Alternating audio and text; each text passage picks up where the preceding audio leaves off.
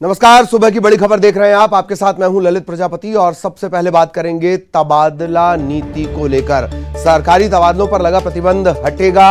भोपाल से इस वक्त की बड़ी खबर आपको बता दें, 1 अप्रैल से प्रतिबंध हटेगा और तबादला नीति में कई बदलाव किए गए हैं। इसमें से 2 बेहद खास हैं। सरकारी तबादलों पर लगा प्रतिबंध हटेगा, 1 अप्रैल से प्रतिबंध हटेगा। तबादला नीति में बदलाव किए गए हैं। प्रभारी मंत्री जो तबादले कर सकते थे, 1 साल में 2 बार तबादले नहीं कर सकेंगे। और अगर ऐसा होता है तो इस बात को लेकर जो शिकायत है वो मुख्य सचिव के पास जाएगी और मुख्यमंत्री के पास भी जाएगी। तो सरकारी तबादलों से जुड़ा हुआ ये बड़ा अपडेट आपको बता दें, सभी के लिए प्रभावित करने वाली खबर। तबादला नीति, ट्रांसफर पॉलिसी, इसमें कई बदलाव किए गए। इसमें 2 अहम हैं। तो 1 साल में 2 बार तबादले अब नहीं किए जा सकेंगे। सरकारी तबादलों पर लगा प्रतिबंध हटेगा 1 अप्रैल से। ये बड़ा अपडेट आपको तबादले से जुड़ा हुआ, तबादला नीति से जुड़ा हुआ, ट्रांसफर पॉलिसी से जुड़ा हुआ हम आपको बता रहे हैं।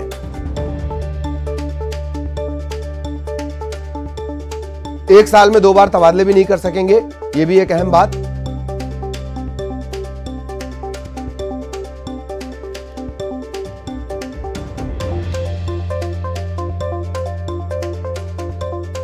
भोपाल से इस वक्त की बड़ी खबर आपको बता दें, मुख्यमंत्री की स्वीकृति के बाद तबादला हो सकेगा, यह भी एक बात है। क्लास 1 अधिकारी का तबादला जानबूझकर अगर किया जाता है तो इसकी शिकायत मुख्य सचिव और मुख्यमंत्री से हो सकेगी। जानबूझकर किया जाता है तो अब ये जो जानबूझकर है, इसे समझा पाना और सिद्ध कर पाना, इसमें थोड़ा सा पेच बढ़ेगा। सहयोगी रंजना इस वक्त हमारे साथ जुड़ी हुई है, सीधे रंजना के पास लिए चलेंगे आपको। रंजना, पूरी जानकारी विस्तार से।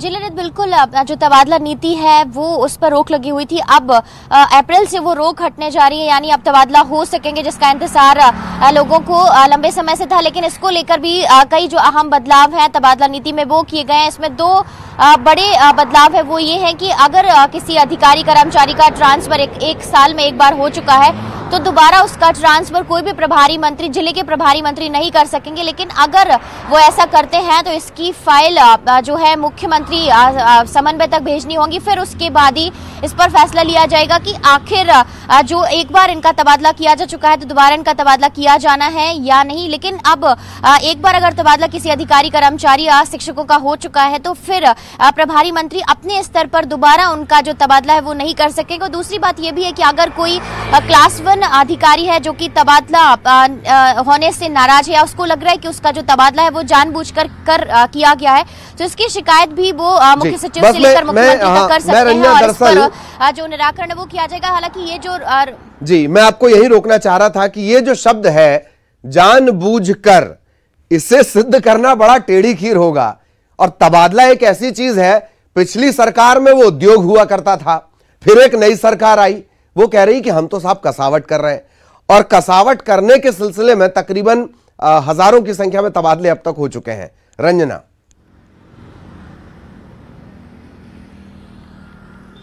जी ललित, बिल्कुल सही कहा आपने। हजारों की संख्या कहा जाए तो तबादले अब तक हो चुके हैं। पहले कांग्रेस सरकार थी तब लगातार तबादले हुए और जब भाजपा की सरकार आई उसके बाद लगातार तबादलों का जो सिलसिला है वो जारी रहा। और ऐसे में मध्य प्रदेश में एक हद तो यही लग रहा था कि सिर्फ और सिर्फ तबादलों का ही दौर जारी है। लेकिन अगर इस बीच भी, जैसे मैंने आपको जिक्र किया था, कि अगर किसी को लगता है कि उसका तबादला अभी होने की जरूरत नहीं थी लेकिन तबादला उसका किया गया और उसे लगता है कि शायद किसी शिकायत की वजह से या किसी नाराजगी की वजह से उसका तबादला किया गया, तो इसकी शिकायत वो जरूर मुख्यमंत्री तक कर सकते हैं। और उसके बाद तमाम पहलुओं पर जांच पड़ताल होने के बाद यह फैसला किया जाएगा कि क्या इनको नई पोस्टिंग वाली जगह पर भेजा जाना है या इनका तबादला रोका जाना है। लेकिन ये जो तमाम नियम है वो अखिल भारतीय सेवा के जो अधिकारी हैं उन पर ये जो तबादला नीति का रूल है वो लागू नहीं होगा। ललित, चलिए, ये भी एक नई बात आपने बताई कि उन पर ये नियम लागू नहीं होगा, वरना खेमका साहब भी इस खबर से खुश हो सकते थे। बहुत बहुत शुक्रिया आपका रंजना, लेकिन आप हमारे साथ बने रहिएगा, कुछ और अहम खबरों को लेकर भी हम आगे आपसे चर्चा करेंगे। खबर भोपाल से है, सीएम ने पौधरोपण किया है। वो रोजाना एक पौधा रोपते हैं। सीएम शिवराज सिंह चौहान ने स्मार्ट पार्क में गुड़हल का पौधा लगाया है और पौधरोपण का ये सिलसिला लगातार जारी है। ये भी सीएम ने कहा है। सीएम ने जनता से अपील भी की है कि साल में किसी भी एक शुभ मुहूर्त पर, शुभ मौके पर, शुभ अवसर पर, वो विवाह हो सकता है, जन्मदिन हो सकता है, किसी तरह की सालगिरह हो सकती है, एक पेड़ जरूर लगाएं, कम से कम एक पेड़ लगाएं, ये उन्होंने अपील की है। पेड़ लगाने का अभियान निरंतर जारी है और अपील वही कि साल में एक बार किसी भी शुभ अवसर पर हर प्रदेशवासी कम से कम एक पेड़ लगाए। और अब बात असम की। असम के चुनावी दंगल में दो दिग्गज हुंकार भरने वाले हैं। आज सीएम शिवराज 3 चुनावी जनसभाओं को संबोधित करने वाले हैं। वहीं छत्तीसगढ़ के मुख्यमंत्री भूपेश बघेल वो कांग्रेस के पक्ष में हवा बनाएंगे, दम दिखाएंगे। तो असम के दौरे पर सीएम शिवराज और असम के ही दौरे पर लगातार काफी पहले से लगे हुए हैं मुख्यमंत्री भूपेश बघेल, और आज ये दोनों 3 जनसभाओं को संबोधित करने वाले हैं सीएम शिवराज। और इसी तरीके से जो मुख्यमंत्री भूपेश बघेल हैं वो भी जनसभाएं करेंगे, बैठकें ले रहे हैं।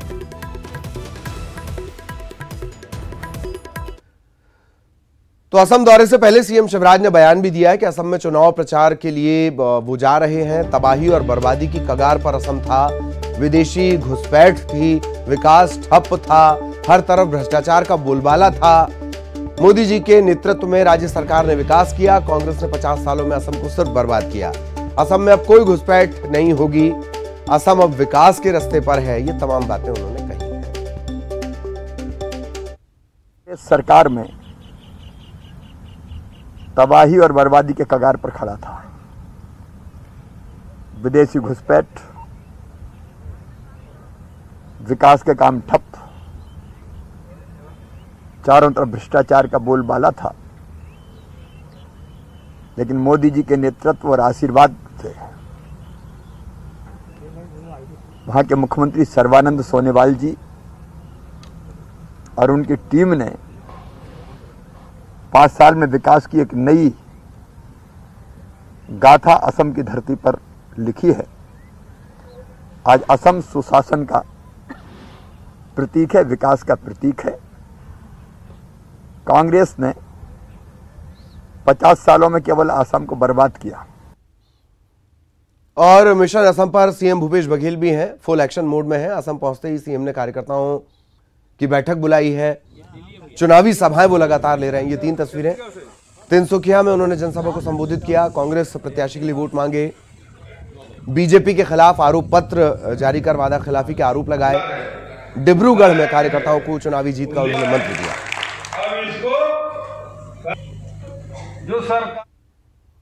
और इधर कोरोना को लेकर लगातार समीक्षा बैठक का दौर चल रहा है। सीएम शिवराज ने बयान दिया है कि कोरोना को लेकर कल फिर समीक्षा होगी, बढ़ते मामलों को लेकर कुछ और निर्णय लिए जा सकते हैं, ये कहना है मुख्यमंत्री शिवराज सिंह चौहान का।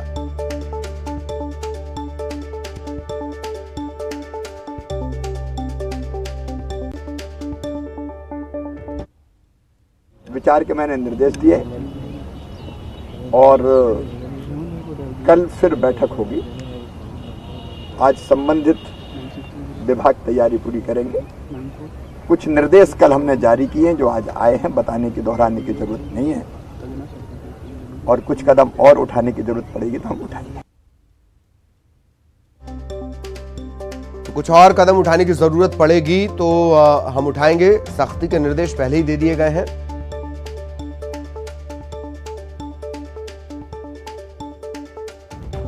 और सीधा आपको लिए चलेंगे भोपाल। सहयोगी रंजना लगातार हमारे साथ बनी हुई है। रंजना, सख्ती के निर्देश पहले ही दिए जा चुके थे, अब क्या कुछ और किया जाएगा? समीक्षाओं के सिलसिले लगातार चल रहे हैं। कर्फ्यू का एक मामला है, बार बार ये बात आती है कि कुछ एक इलाकों में कर्फ्यू लगाया जा सकता है। रंजना,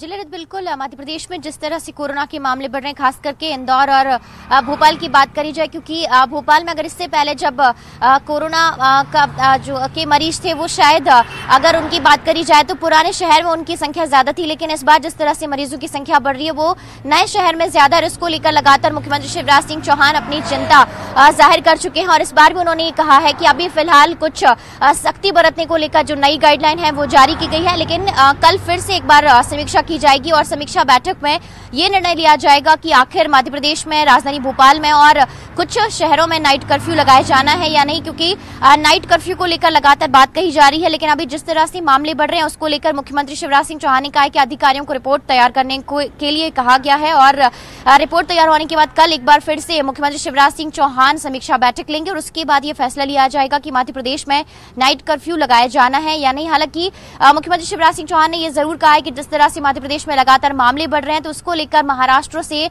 जितने भी लोग राजधानी भोपाल या मध्य प्रदेश में पहुंच रहे हैं उनको 7 दिन के लिए क्वारंटीन होना पड़ेगा, यानी 7 दिन उनका जो क्वारंटाइन पीरियड है वो पूरा करना होगा। रिपोर्ट उनको फिर से करवानी होगी ताकि अगर कोई पॉजिटिव आता है तो उनको क्वारंटाइन किया जा सके और जो सावधानियां हैं वो बरती जा सके, यानी तमाम बातों को लेकर एहतियात तो बरती जा रही है। लेकिन यहाँ पर एक बात का जिक्र और करना जरूरी है कि जनप्रतिनिधि हैं उनको तमाम नियमों का भी पालन करना होगा ताकि आम लोगों में भी नियमों को लेकर जो सजगता है वो बनी रहे और वो भी तमाम नियमों को पालन करने को लेकर जागरूक रहें। ललित, बिल्कुल ये बात आपने सही कही, लेकिन जनप्रतिनिधि हैं कि मानते नहीं। बहुत बहुत शुक्रिया आपका रंजना इस तमाम जानकारी के लिए। सहयोगी रंजना हमारे साथ जुड़ी हुई थी और कोरोना को लेकर किस तरीके से फैसले लिए जा सकते हैं। इधर कोरोना का अपडेट आप जान लीजिए। 24 घंटे में 743 नए संक्रमण के मामले आए, 743 संक्रमण के नए मामले। अकेले इंदौर में 263 नए मामले सामने आए हैं, भोपाल में 139 नए मरीज सामने आए हैं, जबलपुर में 45 नए मामले।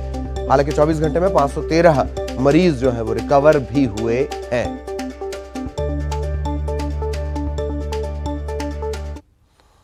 और बात छत्तीसगढ़ की करें तो यहां भी कोरोना रफ्तार पकड़ रहा है। पिछले 24 घंटे के आंकड़े परेशान करने वाले, चिंता वाले हैं। 475 नए मरीज मिले हैं। दुर्ग में सबसे ज्यादा 135 संक्रमण के नए मामले सामने आए, जबकि 24 घंटे में 4 लोगों की जान चली गई है। 24 घंटे में 129 लोग ठीक भी हुए हैं कोरोना से। फिलहाल एक्टिव मरीजों की संख्या है 4006। अलग अलग जगहों पर इनका इलाज चल रहा है।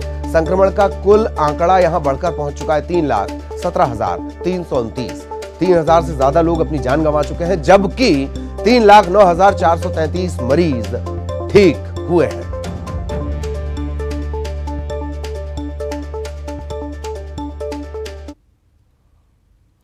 और यहां रुकेंगे एक ब्रेक के लिए।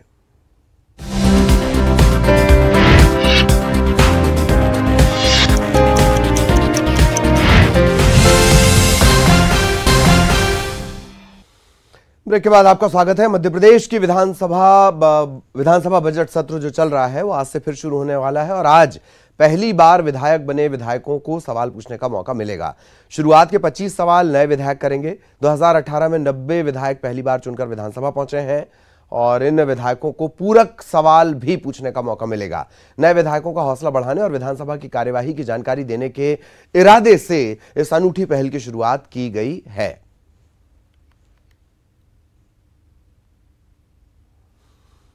भोपाल में सार्थक एजुविजन 2021 की शुरुआत हो गई है। भारतीय शिक्षण मंडल की तरफ से यह आयोजन किया गया। केंद्रीय मंत्री नितिन गडकरी और सीएम शिवराज सिंह चौहान ने इसका उद्घाटन किया। देश भर के जाने माने शिक्षाविद इस एजुविजन में शामिल हुए। इस खास मौके पर केंद्रीय मंत्री नितिन गडकरी ने कहा कि शिक्षा में परफेक्शन का विजन देश के लिए महत्वपूर्ण है। राजनीति में 5 साल का विचार होता है, लेकिन शिक्षा में सेंचुरी के हिसाब से विचार किया जाता है। राष्ट्र निर्माण में ये सोच जरूरी है। इस खास मौके पर सीएम शिवराज ने कहा, शिक्षा का उद्देश्य कौशल देना है, इसीलिए शिक्षा के क्षेत्र में नवाचारों को लेकर मंथन होगा।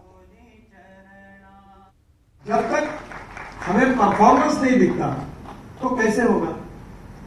और इसलिए यूनिवर्सिटी एक कैटलिस्ट है और इसलिए प्राथमिक शिक्षा, माध्यमिक शिक्षा और हायर एजुकेशन का महत्व या रिसर्च है, इनोवेशन है, उसके लिए कुछ सिलेक्टिव लोग जाएंगे, उसको डेवलप करना ये अलग विषय हो सकता है।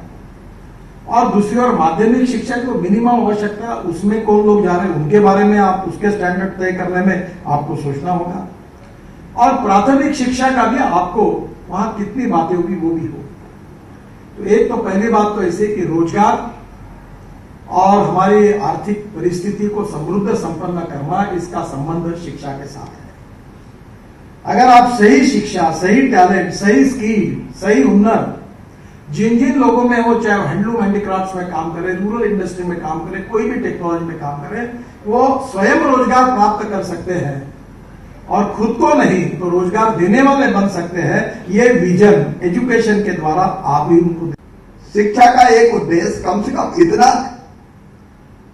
योग्य तो बन जाए कि अपनी आजीविका का उपार्जन कर सके। और उसके विभिन्न पहलुओं के बारे में नितिन जी ने व्यापक रूप से चर्चा की है। हमारी अर्थव्यवस्था कैसी होनी चाहिए, एक वैभवशाली, गौरवशाली, संपन्न, समृद्ध और सशक्त भारत के निर्माण की बात उन्होंने कही। लेकिन केवल कौशल रहने से काम नहीं चलेगा। शिक्षा का दूसरा उद्देश्य भी अब नितिन जी बता चुके हैं। केवल रोटी से काम नहीं चलेगा, रोजगार भी मिल गया, रोटी भी मिल गई। इधर भोपाल में एक बार फिर कांग्रेस की आपसी सिर फुटअव्वल जग जाहिर हो गई। दरअसल प्रदेश कांग्रेस कार्यालय में निकाय चुनाव की तैयारी को लेकर युवक कांग्रेस की तरफ से बैठक बुलाई गई थी, लेकिन इस बैठक में जोरदार हंगामा हुआ और कांग्रेस की गुटबाजी फिर सामने आई। भोपाल में वार्ड अध्यक्षों की नियुक्तियों को लेकर हंगामा और विवाद हो गया। इसमें युवक कांग्रेस के कार्यकर्ताओं ने जमकर नारेबाजी भी कर दी।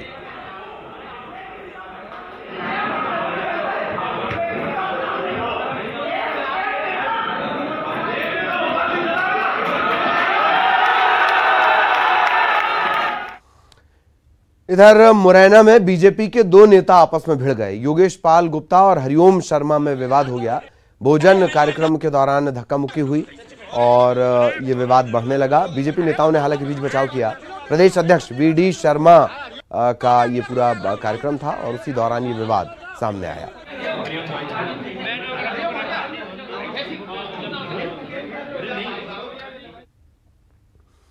नरसिंहपुर के मुंगवानी में एक साथ कई बच्चों की तबीयत बिगड़ गई है। बच्चों ने रतनजोत के बीज खाए थे।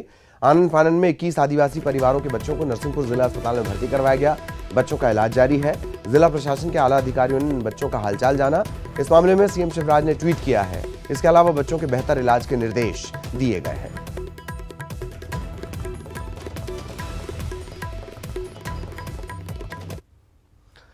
और दुर्ग से इस वक्त बड़ी खबर मिल रही है। फांसी लगाकर खुदकुशी का मामला सामने आया है। आधार कार्ड के पीछे सुसाइड नोट भी लिखा गया है और उसमें इस बात का जिक्र है कि किसी को परेशान न किया जाए।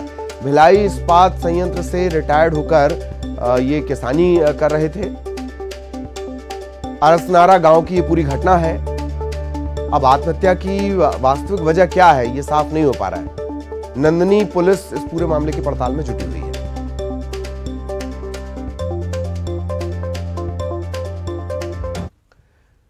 जबलपुर के जुगपुरा में रहने वाले 10 साल के राजा के शव को पुलिस ने बरामद कर लिया है। ठेमी थाना इलाके के डोंगर गांव के मुराज घाट के पास राजा का शव पानी में मिला है। राजा 6 मार्च की शाम से लापता था। पुलिस के मुताबिक राजा की हत्या की गई थी। हत्या के मामले में पुलिस ने गांव के ही 15 साल के एक किशोर को पकड़ा है। पुलिस का कहना है कि राजा की बहन के आरोपी से प्रेम संबंध थे। राजा इस बात को जानता था। प्रेम संबंध को लेकर राजा ने आरोपी को ब्लैकमेल करना शुरू कर दिया था। इस बात से परेशान किशोर राजा को बहला फुसलाकर नदी किनारे ले गया और फिर बांस से राजा के सिर पर वार किया, उसे जख्मी कर दिया और फिर छोटी नाव से राजा को बीच नदी में बहा दिया। किसी शातिर अपराधी की तरह पूरी वारदात को अंजाम दिया गया।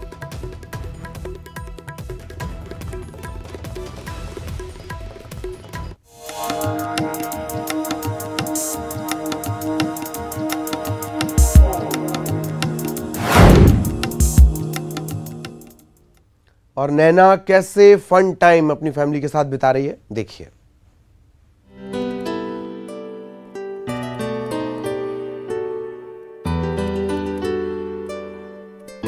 फन टाइम, फैमिली टाइम, पूरे परिवार के साथ सैर सपाटा, न कोई टेंशन न कोई फिक्र। ऐसा लग रहा है मानो छुट्टियां मनाई जा रही हैं। मंडला के कान्हा नेशनल पार्क की है ये तस्वीरें। बाघिन T76 यानी नैना अपने शावकों के साथ मौज मस्ती के मूड में नजर आ रही है। देखिए जरा कैसे ये शावक कभी सुस्ताते हैं तो कभी खेलने में जुट जाते हैं। मानो कह रहे हो कि टाइम सुस्ताने का नहीं, खेलने कूदने का है। पर्यटकों के एक ग्रुप ने घंटों नैना और उसके शावकों को अटखेलियां करते देखा। बाघिन अपने 4 शावकों के साथ मस्ती कर रही थी। सभी शावक करीब 3 घंटे तक खेलते रहे। पर्यटकों ने इस अद्भुत नजारे को कैमरे में कैद कर लिया। एक साथ पूरी टाइगर फैमिली को देखना एक रोमांचक पल था। बाघिन को यूं फैमिली के साथ क्वालिटी टाइम स्पेंड करते देखना रोमांच तो होगा ही। कृष्णा साहू, न्यूज़ 18 मंडला।